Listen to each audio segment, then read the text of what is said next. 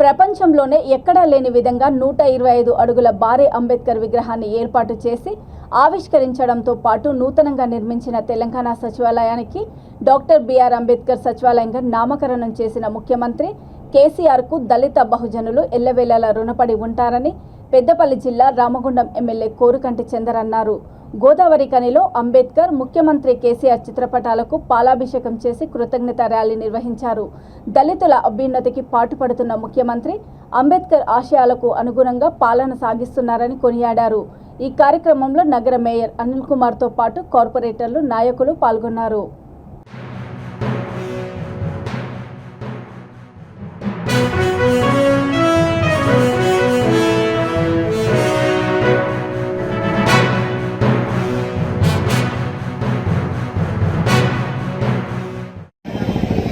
ప్రపంచంలోనే ఎక్కడ కూడా లేనటువంటి విధంగా గౌరవ ముఖ్యమంత్రి కేసీఆర్ గారు తెలంగాణ రాష్ట్రంలో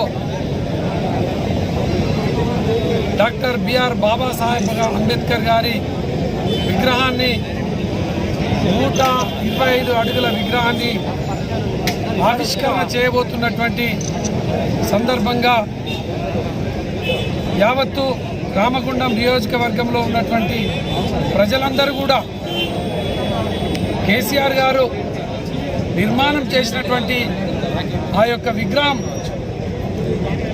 ప్రపంచంలోనే ఎక్కడ లేనటువంటి విగ్రహాన్ని నెలకొల్పి సచివాలయానికి డాక్టర్ బిఆర్ అంబేద్కర్ సచివాలయంగా నామకరణం చేసినందుకు యావత్తు దళిత బహుజనులమందరం కూడా కేసీఆర్ గారి నాయకత్వాన్ని సంపూర్ణంగా బలపరుస్తూ వారు చేస్తున్నటువంటి ఇంత గొప్ప కార్యక్రమానికి సపోర్ట్గా ఈరోజు ఇక్కడ కృతజ్ఞత ర్యాలీని తీయడం జరుగుతూ ఉన్నది.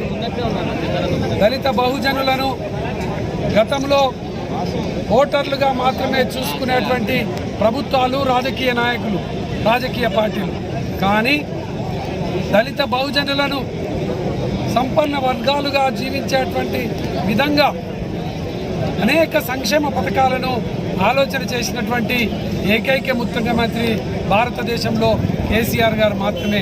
అందుకోసమే కేసీఆర్ గారి నాయకత్వం మాకు కావాలని భారతదేశ ప్రజలందరూ కూడా ఎదురు చూస్తున్నటువంటి నేపథ్యంలో